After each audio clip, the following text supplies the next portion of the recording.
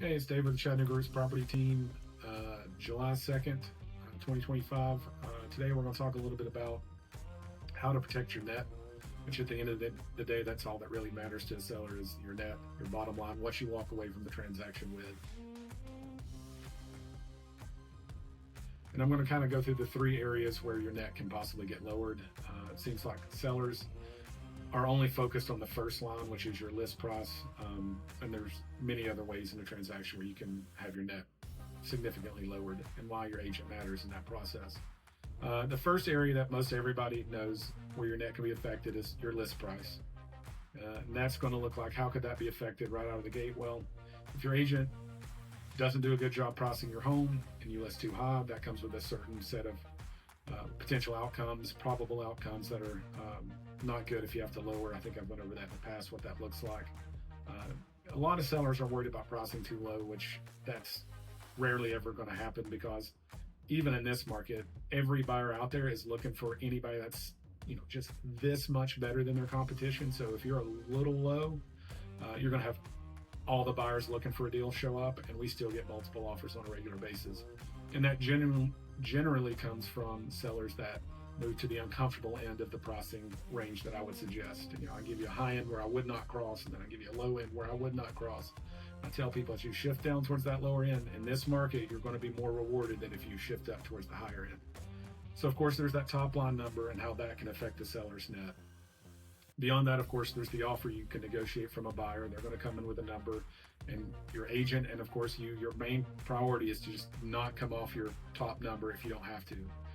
In this market, it is very common for people to come off that top line number. I mean, at least half the people come off that number statistically, and then a good majority, a good portion of the rest don't work out at all. They just cancel, pull off the market. But so your agent's going to negotiate for that top line number. They're going to protect your net to try to get you as much as towards that number as they can. Then, of course, the next place where your net can get lowered as a seller is going to be in the inspection repair section. And this is where most deals, if they're going to fall apart. It's usually the most contentious and emotional part of the transaction, because right when you're done with the emotional roller coaster of negotiating for the purchase price, then you're right into the emotions and of negotiating repairs. And most repairs in this market look like money in lieu of repairs. Very few people actually want the repairs. The buyers are using this as an opportunity to claw back money, and they can claw back a significant amount of money. And I will say on that, sometimes the amount they ask for is legitimate. If they find legitimate things, then you're going to probably need to address them one way or the other.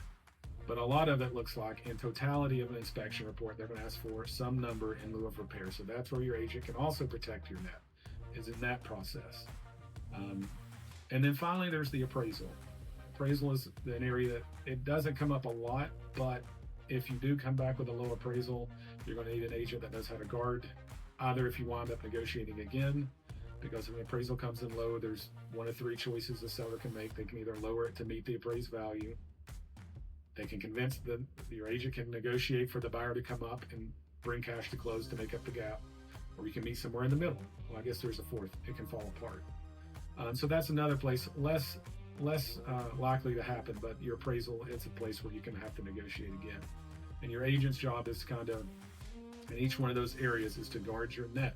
That's all a good agent is concerned with, is your bottom. Well, the experience is important, but ultimately what everybody is concerned with is that net number. So yeah, then the net's what we're all concerned with, and we're going to talk about how your agent plays into that and what you need to look for in an agent as you walk through this process.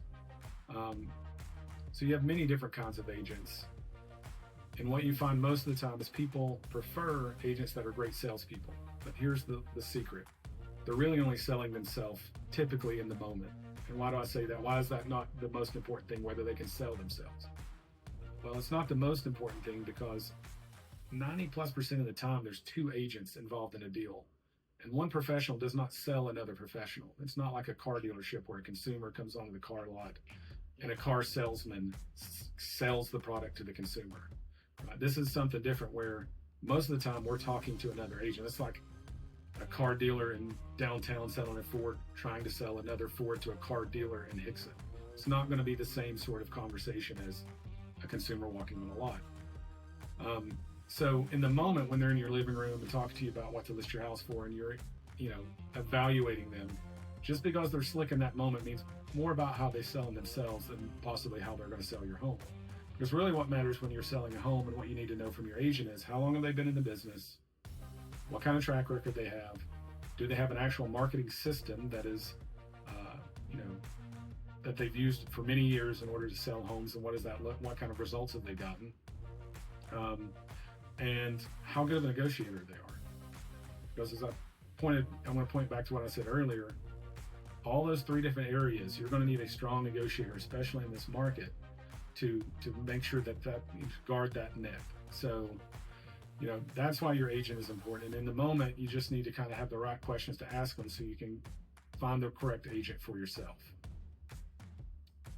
And finally, I guess what I would like to talk about is,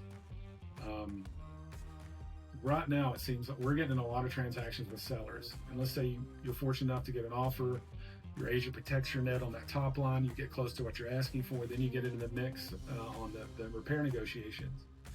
And I'm finding that a lot of sellers, they get they get tunnel vision on this one part of the process. And while I'm not saying you shouldn't, everybody needs to be focused on it. We're all working to get the best deal. But then they'll start saying things like, they can, we'll just let it go. We're not going to deal. We're not going to negotiate at all. And what I always try to focus them on, and this is what a good agent does, is they kind of paint a landscape and they kind of run you through the possibilities and the probabilities of what happens if this doesn't work. Whatever seller in that moment, when they're thinking to themselves, I'm going to let this go, I'm going to go on to the next thing. Well, what you need to be thinking about is after, sitting for 7 to 10 days before you go under contract, spending 8 to 10 days during an inspection period, now you're 22 days on market.